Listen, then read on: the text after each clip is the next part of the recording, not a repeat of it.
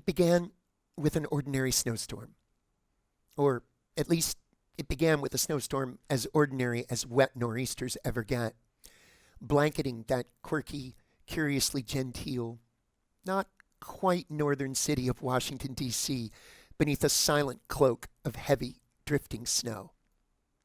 It began in the pre-dawn hours, with forecasts of memorable totals sure to come. Early in the afternoon, all non-essential government employees were sent home. One Supreme Court justice took his bicycle and lived to tell about it.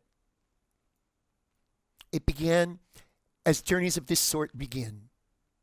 It began with confluences, persons unrelated and discreet, sharing whatever might come next with varying degrees of eagerness and grace. It began with a business trip. It began with a move. It began as yet another ordinary working day. Joe Stiley and his secretary Nikki Felch would travel from Washington to Mobile, Alabama. Priscilla Tirado would be shaking off the snow and slush and low-grade travails of northeastern city life to begin again in Florida with her newborn baby and her husband. Kelly Duncan, weary of the grind but ever positive for those who hadn't had a say, would show them how to use the seatbelts and encourage them to enjoy their flight as best they could.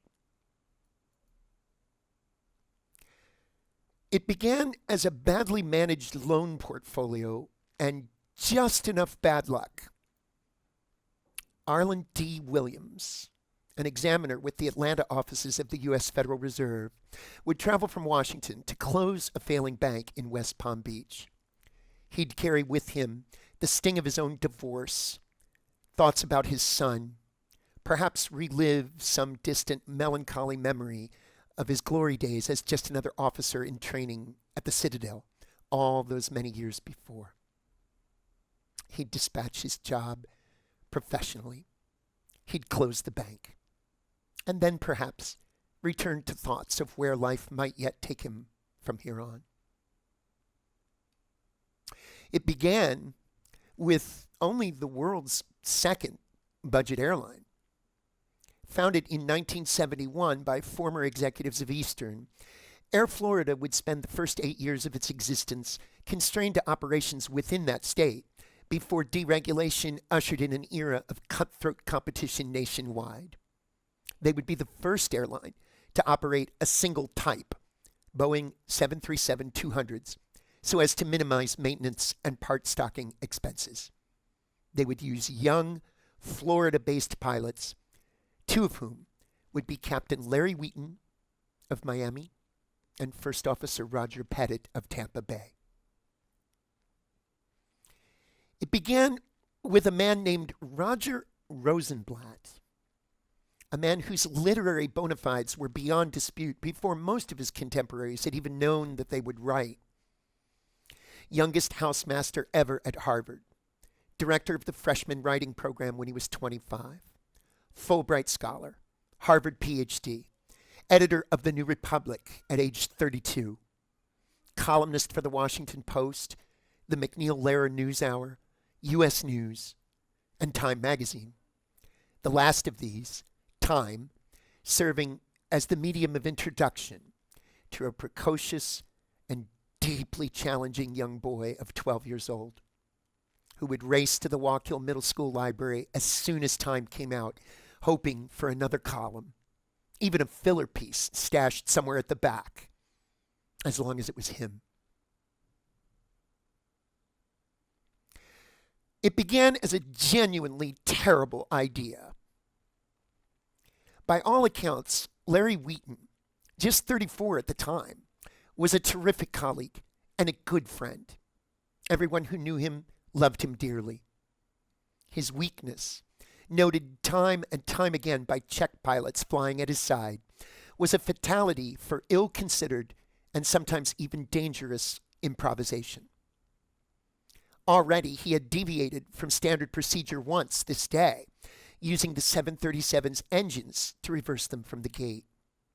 Now, a few minutes later, seeing how the tail-mounted engines of a DC-9 taxiing just ahead of them had blasted dry his windshield, Wheaton instructed First Officer Roger Pettit to angle their aircraft, first to one side and then the other, to permit the jet wash from the DC-9 to clear the airplane's stubby wings. What he couldn't know, because he wasn't a physicist, was that the meltwater chasing backward would find solace in the downslope of the rear edge of the wings, where it would instantly refreeze, varnishing the aircraft's vital flight surfaces in a thick, clear coat of ice. It began with the word off. Unaware of the havoc that his previous maneuver had just wrought, Wheaton now let his lengthy tropical experience get the best of him by routinely disabling the engine anti-ice circuitry as a casually routine bullet on the Florida-based plane's takeoff checklist. Reversing from the gate had already clogged the engine thrust sensors, skewing their numbers high. And with that specific error in the cockpit readings, the crew would now be deceived into applying insufficient power. Without the engine anti-ice system, the clogged sensors would never clear, would never function normally. Again, Pettit, just 31, would be the pilot flying. Wheaton, his judgment thoroughly undone by a swashbuckling career and a longing to be home, would be the pilot monitoring. The takeoff roll would require almost 50% more runway than usual. It began as a gentlemanly disagreement.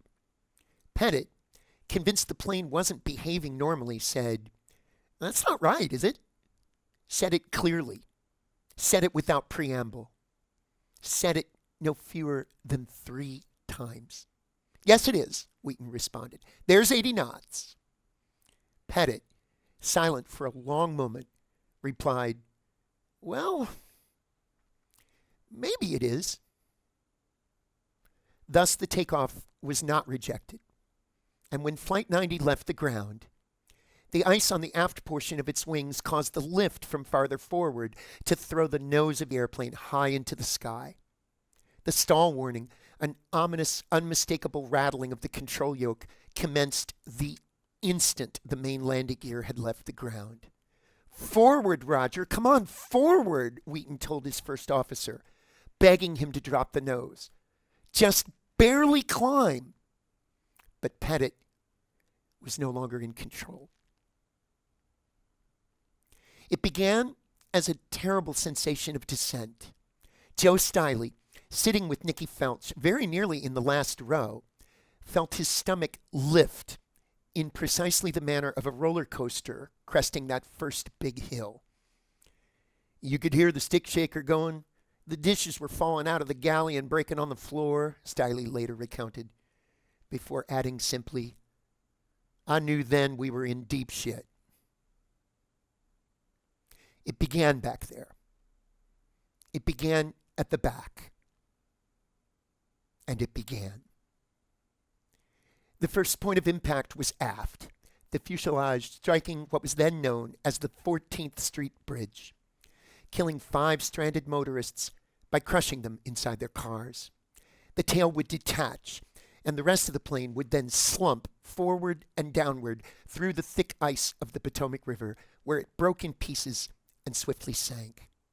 Nearly everyone on board died nearly instantly. Or so we hope. It began in total darkness. Snapped back to consciousness from the 1,000-knife pain of freezing water, Joe Stiley opened his eyes to discover that he was shrouded in an inky void so absolute that nothing could penetrate to register, save for the ominously rising water, now lapping at the bottom of his nose. He had a broken arm, a fractured skull, a broken leg, and 2 broken ankles. Somehow, he managed to undo his buckle and swim out. When one small patch of blackness bled to deepest gray, Stiley swam for it in this direction that could not possibly be up, and broke the surface. just beside the crumpled tail fin of the plane. So far, at least, he and his secretary, Nicky Felch, had made it. Kelly Duncan had made it. A man named Bert Hamilton had made it. Priscilla Tirado, petrified with terror, blinded by jet fuel, and suddenly as alone as any person will ever be, had made it. On the upriver side of the wreckage, a sixth survivor clung to the canted seats around him and spoke calmly to anyone who'd listen. Arland D. Williams. It began as a shared conviction, a quaint 18th century belief materialized as if from nothingness itself, that all the principal buildings and monuments of the nation's capital should be recognized as parks, that the custody and security of a country's most sensitive structures and possessions should thus be the exclusive remit of the same agency tasked with protecting Yellowstone and the Smokies and Yosemite. Other agencies would play their normal parts in the disposition of what was, in many ways, just a normal giant city. But in this moment, those other agencies would find themselves unable to respond. The Coast Guard cutter on station had been dispatched to a different emergency far downstream. The streets and roads were all but impenetrable with snarled traffic and with snow. It began in Vietnam. America's military intrigue in Southeast Asia had needed nothing as badly as it needed helicopter pilots and medical officers. And Donald Usher and Melvin Jean Windsor had been exactly the right age to fit the part. They had not served together, but in their civilian lives, stationed together at a Park Service helipad, they had become fast and mutually trusting friends. Neither man had expected to be called to action on a day when air rescue seemed such an improbable request. Still, when the call came, they'd been ready. Their chopper had been ready. Training for such a cataclysm wasn't in the manual, but as combat veterans, they could at least fall back on hard-won instincts, improvising what they had to help in any way they could. The rescue, such as it was, would fall into their laps, and theirs alone. They'd fly their small UH-1, the aircraft popularized by traffic reporters for the local TV news. And they'd bring exactly what they had: a life ring and a rope. They would be all the help that the crash's few survivors ever got. It began with a split second's worth of triage. Usher had the best view, and still he struggled to make sense of what he saw. Row upon row of light-spinning ambulances strewn through the snowy verges like discarded children's toys. Rescue inflatables stranded helplessly at shore as firefighters tried in vain to pole and paddle through the churlish blocks of ice. Beyond the chopper's windscreen, the storm had made a pixelated mishmash of TV crews, police from several jurisdictions, ordinary motorists hoping against hope that they might somehow be of use. And there, in the roiling, filthy murk of a river that couldn't sustain fish on its warmest day, and just below the bridge, slumped the mangled tail section of an airplane. 6 survivors would eventually resolve themselves from the chaos. Near the rudder, Stiley and Felch. Nearer to the jangle of rent metal and parted wires, Flight Attendant Kelly Duncan. Floating a few feet away, Bert Hamilton and Priscilla Tirado. After rescuing Hamilton by placing the skid of the chopper directly in the river bang in front of him, there were only 5 more souls to save. And without a word of conference, the decision was clear and obvious. The 6th man, the man upstream of the wreckage, pummeled repeatedly and mercilessly by broken hunks of ice, was surely the one in the most immediate danger. He would, for many days after, be known only as the man in the water, a wrong which would be righted in due course and with just proportionality. And so it began. And it began with the only sight left that a witness might still not believe. Usher had brought the chopper on station just above the upstream victim of the crash, the man in the water. And at the perfect moment, Windsor dropped the rope. And then they watched. They could only watch as Arland Williams passed the ring across the tail to Kelly Duncan. The moment she'd been landed safely to the care of waiting EMTs, Usher returned smartly for the upstream man, who this time passed the ring to Stiley. The shocked and broken Stiley tried to recognize the gesture, but there wasn't time. The helicopter had applied full power, and Stiley's only good arm was clutching to the ring.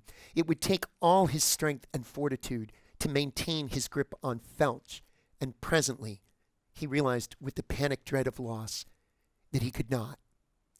Felch slipped free, and Stiley, now being dragged directly into the path of Tirado, again tried to grab with everything he had. And everything he had was a shattered arm, broken in 3 places. This time, a clump of ice hit him square across the midriff, and with the momentum of the helicopter, the impact fractured 4 of Stiley's ribs. But presently he, too, had been hauled the remaining distance to the safety of the shore. Felch's rescue would soon follow. 2 remained. It began as blindness. It began as hypothermia. It began as crippling despair.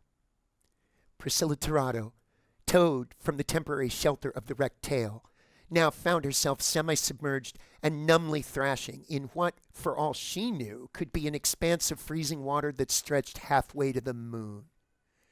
She thrashed. She willed her limbs to make the proper motions of a proper stroke. She stared, agape and blinded, helplessly in the direction of the shore, until a government worker on the scene, Lenny Skutnik, decided he had seen enough. In a flash of courage and decisive fortitude, he threw down his coat and leapt into the water in his shirt sleeves, swimming Tirado to the custody of stunned and waiting rescuers. It began as a breaking news banner. It began as a wrenching feeling of community and heartbreak and incalculable loss.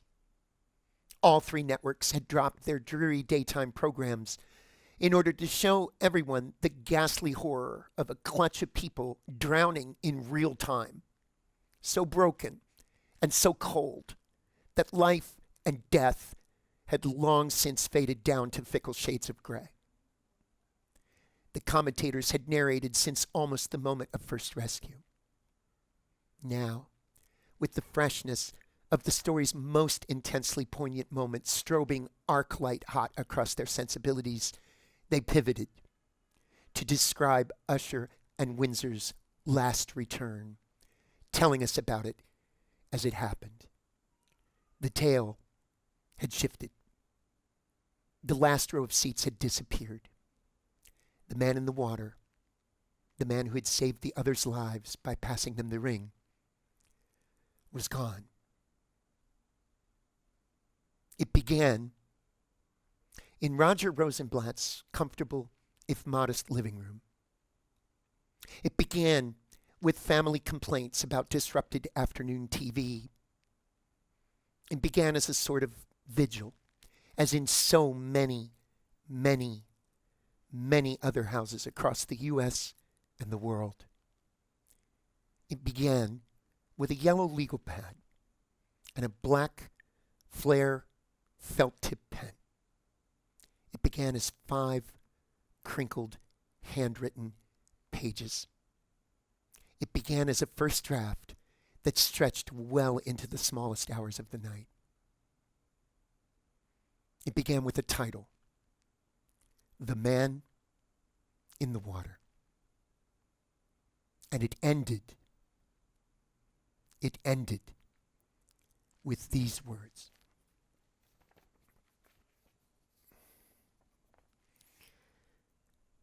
So the man in the water could not make ice storms or freeze the rivers until they froze the blood. But he could hand life to a stranger. And that is a supernatural power of its own. He awoke that morning expecting an ordinary day, and instead found himself facing an impersonal, immovable, implacable enemy. He met it with charity, and he fought it to a draw. He was the best we can do.